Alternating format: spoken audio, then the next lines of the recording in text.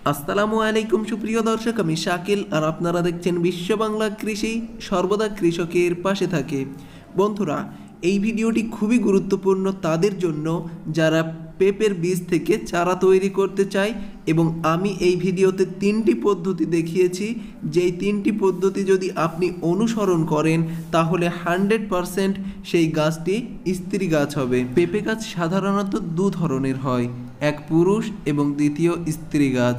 পুরুষ গাছে পেঁপে হয় না বললেই চলে এবং স্ত্রী গাছে প্রচুর পরিমাণে ফল আসে।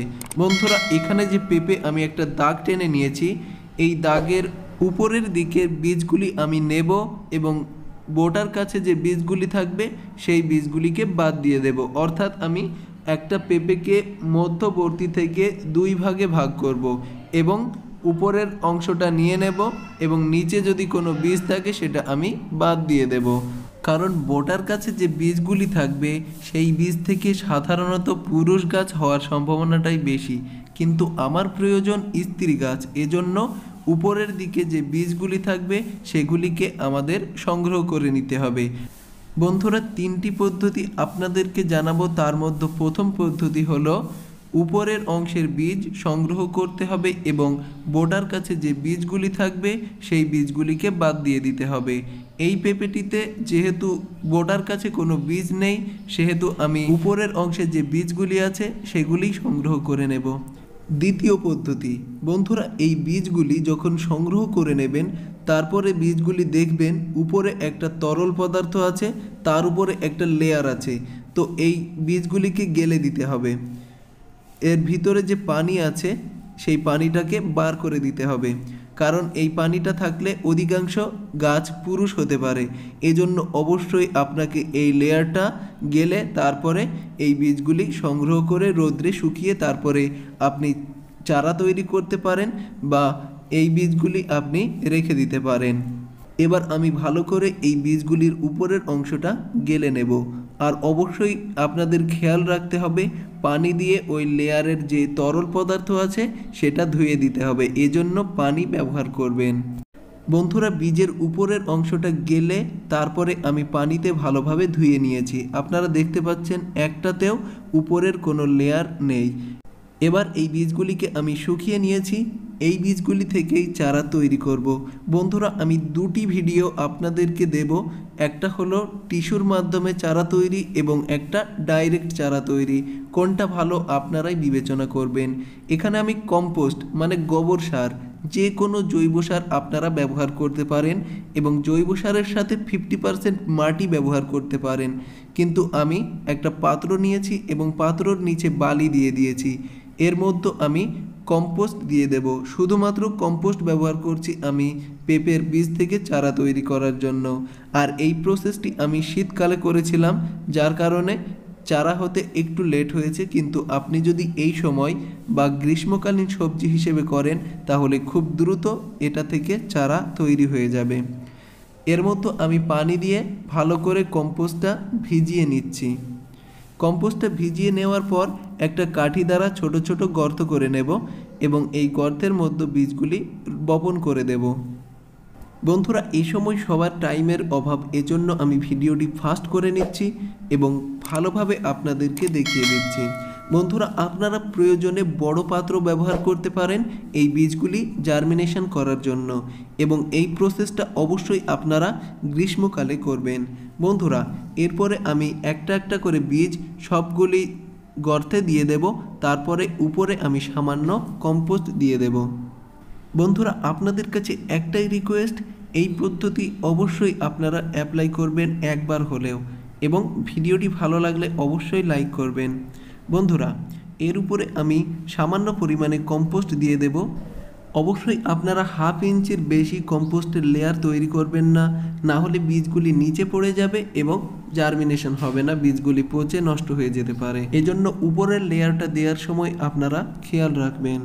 বন্ধুরা, এটা লেয়ার তৈরি করা হয়ে গেছে, এর উপরে আমি সামান্য পরিমাণে আবার পানি প্রয়োগ করে দেব। বন্ধুরা, যদি শুধুমাত্র কম্পোস্ট ব্যবহার করেন তাহলে পানি যতই আপনি দেবেন নিচ দিয়ে বার হয়ে যাবে, কোনো রকমে এটাতে এক্সট্রা পানি থাকবে না। এবং যদি শুধু কম্পোস্ট ব্যবহার করা হয় তাহলে জার্মিনেশন রেটটা খুবই ভালো হয়, যেটা আমি অ্যাপ্লাই করে দেখেছি। বন্ধুরা, প্রায় 10 দিন পরে একটা মাত্র চারা বার হয়েছে, আর একটা চারা বার হচ্ছে, সেটা আমি আপনাদেরকে দেখিয়ে দিচ্ছি। ভালো করে দেখলে আপনারা বুঝতে পারবেন এক কোণে একটা বীজ স্প্রাউটেড হয়েছে এবং বেশ কিছু চারা আস্তে আস্তে বার হচ্ছে এবং পরবর্তী আপডেট আমি দেখিয়ে দিচ্ছি। বন্ধুরা, অনেকগুলি চারা বার হচ্ছে, আপনারা অবশ্যই দেখতে পাচ্ছেন। বন্ধুরা, আমি এই পদ্ধতিতে চারা তৈরি করে এর জার্মিনেশন রেটটা খুবই ভালো পেয়েছি। বন্ধুরা, এবার দেখাবো সর্বশেষ পদ্ধতি। এই পদ্ধতিটা অ্যাপ্লাই করতে হবে যখন গাছটি চারা অবস্থায় থাকবে তখন। খুব বেশি বড় হলে চলবে না, গাছটি যখন চারা অবস্থা থাকবে তখনই আপনাদের এই পদ্ধতি অ্যাপ্লাই করতে হবে। এখানে আমি দুটি পদ্ধতি অবলম্বন করেছিলাম এবং দুটি পদ্ধতি সেরা, আর এই দুটি পদ্ধতি আপনাদেরকে দেখাবো। বন্ধুরা, এই পদ্ধতিটা আপনারা এই ভিডিওতে দেখতে পেলেন এবং নিচে যে চারাগুলি আছে সেটা হলো পরবর্তী পদ্ধতি, যেটা আমি আপলোড করব কিছুদিনের মধ্যে। বন্ধুরা, এবার একটা চারা তুলতে হবে, এর আগে পানি প্রয়োগ করতে হবে। এই সময় আপনারা বেশি বেশি পানি প্রয়োগ করবেন। একটা চারা তুলে পদ্ধতিটা আপনাদেরকে দেখিয়ে দিচ্ছি। একটা চারা উঠিয়ে নিয়েছি, এটা শেকড় সমেত তুলতে হবে এবং কাঁচি দ্বারা এর যে মেন রুট আছে, প্রধান শিকড়, এই শিকড়টা কেটে দিতে হবে একটু পরিমাণে রেখে। এরপরে এটাকে আবার পুনরায় আপনাদের প্রতিস্থাপন করে দিতে হবে অন্য কোনো জায়গায়। এই চারাগুলি রোপণ করার জন্য আমি 50% গোবর সার এবং 50% মাটি ব্যবহার করছি। এই দুটি হলো সবচেয়ে ভালো উপাদান চারা গাছ রোপণ করার জন্য।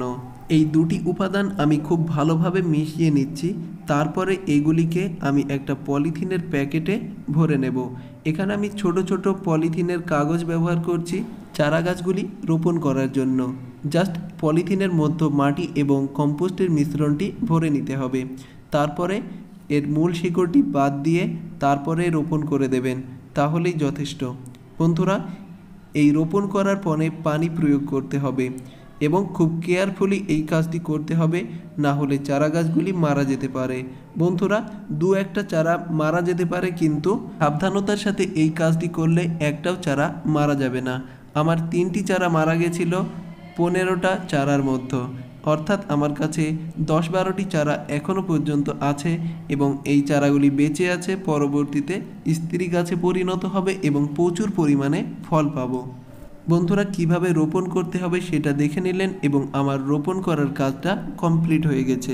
আমি আবারও ভালোভাবে আপনাদের এই প্রসেসটি, 3য় নাম্বার ফাইনাল প্রসেসটি ভালোভাবে দেখাচ্ছি। প্রথমেই একটা চারা গাছ তুলে নেবেন, তারপরে মেন শিকড়টা বাদ দিয়ে দেবেন ঠিক এই পদ্ধতিতে, এবং আদার্স যে শিকড় থাকবে এই শিকড় সমেত গাছটিকে বসিয়ে দিতে হবে। এই পলিথিনের মধ্যে কম্পোস্ট এবং মাটির যে মিশ্রণ সেটা প্রায় ভর্তি করে নেবেন, তার মধ্যে এই গাছটি বসিয়ে দেবেন। তারপরে সামান্য পরিমাণ মাটি আর কম্পোস্টের মিশ্রণটি নিয়ে এর ভিতরে দিয়ে জাস্ট নিচে দুটো বাড়ি দিয়ে দিলে গাছটি মিডিল পজিশনে ভালোভাবে লেগে যাবে। এরপরে এটাতে পানি প্রয়োগ করতে হবে। এটাতে আমি পানি প্রয়োগ করে দিচ্ছি। বন্ধুরা, আশা করি আপনাদের এই ভিডিওটি ভালো লেগেছে। ভিডিওটি ভালো লাগলে অবশ্যই লাইক করবেন এবং আমার অনুরোধ, আপনারা অবশ্যই এই পদ্ধতিটা ট্রাই করবেন।